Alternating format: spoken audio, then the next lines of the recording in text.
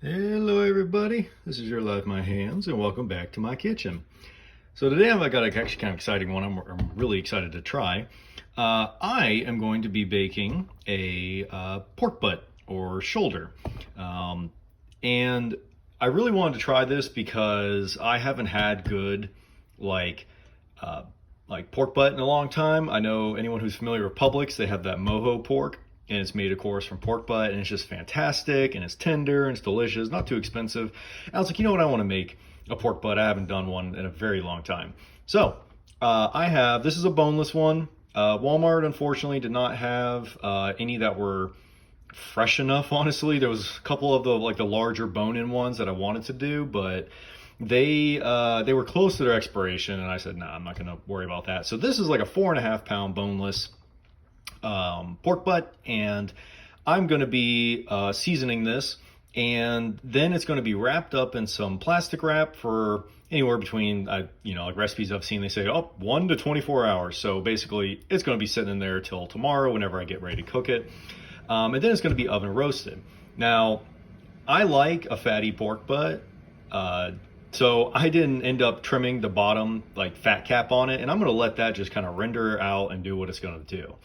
For seasonings in here, I have some olive oil, red wine vinegar, soy sauce. I have like cayenne pepper, onion powder, garlic powder, rosemary, sage, a couple other things like that, just some herbs and seasonings, and Dijon mustard, maybe like a tablespoon and a half of Dijon mustard. It was all mixed up.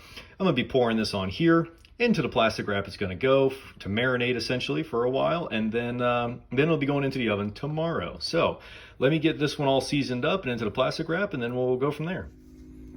And there she is. I mean, it's a pork butt. It's got butt in the name, so you gotta give it a good old, yeah. This thing's gonna go into the fridge until tomorrow. It's like noon right now, so it'll be coming out in the morning.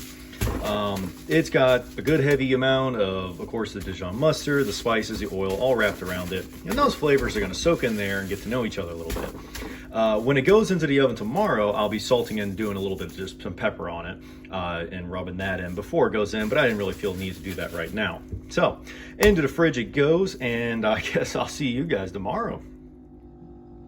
Alrighty, so this thing has been plastic wrapped for, I don't know, it's been 20 hours or so. And I peppered it, added a little bit of salt. I put it fat side down because every oven's a little different. My oven, when it's on bake mode, just has a bottom coil. And I think that the fat being on the bottom of the cast iron will help prevent this thing from like burning the meat or anything like that as it cooks for however long this thing's gonna take to cook. So I also, I'm sure you noticed it earlier, I had twined this thing up a little bit, just once around it, a couple times around this way, and then around the outside of it. And it'll help give it a little structure while it cooks so it doesn't break apart, because this is going to get very, very, very tender. So to start with, this is going to go into an oven at about 450 degrees for about 20 to 30 minutes. That's going to kind of shock it, give a little bit of crust to it on the outside, and then it's going to be lowered down to about 250, and it's going to cook until it reaches about 180 in the center of the roast here. That is like the slow cook method, and it's supposed to work out really well. These are very fatty pieces of meat, and it'll really give a good way to tenderize the meat, break down all those muscle fibers and so forth. Whether you cook it fat side down, fat side up, I mean, that's kind of up to you. That's a big debate in smoking world, because these things are often used in a smoker. I'm going to do mine fat side down, and we're going to see how it turns out. I'm thinking that it's going to render out more of that fat on that fat cap that way. So I'm guessing this is going to take about 5 hours at 250, and we're going to see what happens. We'll probe it way later on, and I think pretty much it's ready to go. So we're going to get this thing thrown in there, and we'll see what happens to it after a ridiculously long cook time. One thing I did forget to mention, and I want to mention it before it goes in, because it's pretty important, especially on a roast of this particular size or larger, it's best to let these things come down to room temperature. Really large roasts like this, when they're real cold in the center, it can only elevate cooking times because the outside is going to start cooking a lot longer, and it's going to take a long time for the heat to reach the middle of that thing. So this thing sat out, wrapped in the plastic wrap, of course, for about an hour and a half, and it's still a little cool to the touch, but it is going to be much warmer than just taking it out of the fridge, tossing it in a pan, and hoping for the best.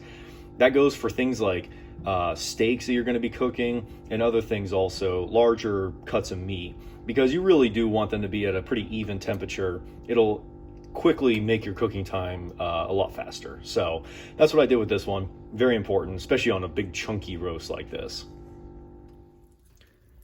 It is absolutely gorgeous.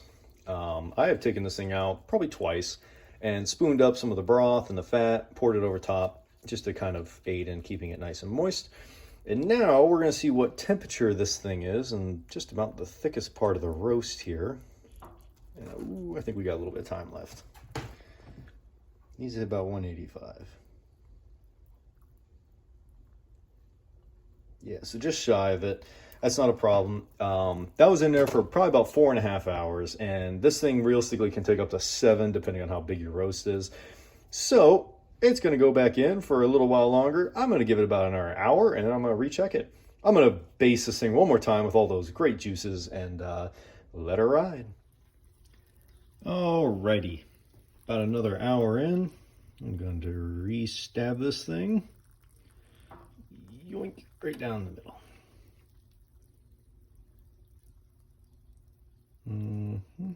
Getting up there. 176. I wouldn't mind calling that right there. 178, that's real close to 180. Stab it in one other area. You know what? I wouldn't mind sticking this in there for a little bit longer. I'm thinking another 30-ish minutes. 30 minutes to 45. We'll see. I'm determined to hit 180 on this thing just to make sure that it's all good. Of course, I will rebase this one more time before it goes in, and then we'll see what happens afterwards. So maybe not the best presentation of it, but it is finished. And I can tell you, I put it in the bowl because it just seemed easier to work with as I try to like shred this thing a little bit. I'm not going to shred it super fine, but when I took it out and I started taking the strings off of it, like this thing's just falling apart while it's in the bowl here. I have taken all the drippings that were in this pan, a lot of fat, a lot of juices and broth and stuff like that come off these kind of roast. That has been put into a bowl and is in the fridge right now, and I'm going to be scraping all the fat off the top and adding the juice from the meat back in there. But taking this thing apart, it was like falling apart, and I really just wanted to see if it will do this kind of like classic internet thing. Oh yeah, it just falls apart to a fork's like smush. This thing is going to be broken up a little bit into more manageable strips. I mean, it's just incredible. Like, oh hey, I did find another string. Wait, nope, that's the shredded meat. Never mind. Okay, I think I got all the strings. Good, actually, that's really good. Now, because of a roast this size, once it's all kind of shredded up, the juices are added back in, I'm going to be adding a little bit of salt to this just to enhance the flavors. There is a wonderful crust on this right now. It is just awesome looking. And I want to try just a little bit of this meat right here. No fork needed. Wow. I mean, this cut of pork is known for just falling apart, and that's exactly what it's doing. Absolutely delicious. If I had a smoker, I would love to try to smoke one of these because that's supposed to be just a great way of cooking them. But I'm gonna like I said, I'm gonna kind of shred this thing up and do a little bit more manageable chunks because I plan on aiming to bring this to work. And I have some street taco shells and a little bit of onion and a little bit of cilantro and some sour cream. I'm gonna make some like little street tacos for the guys at work because this is just an insane amount of meat and I don't need to eat all this. So that's what I'm gonna do with this. But wonderful dish, relatively inexpensive for a pile of food. Next time I want to try a bone-in one of these because I think that'll be really great. So I'm gonna get this thing prepped up, decked out, ready to go, and this will be my dinner tonight and for work for the next couple days for the fellas. I hope y'all enjoyed. Go try to make one of these. It's really nice, super simple, and fantastic dish. Take care, everyone. Have a good week.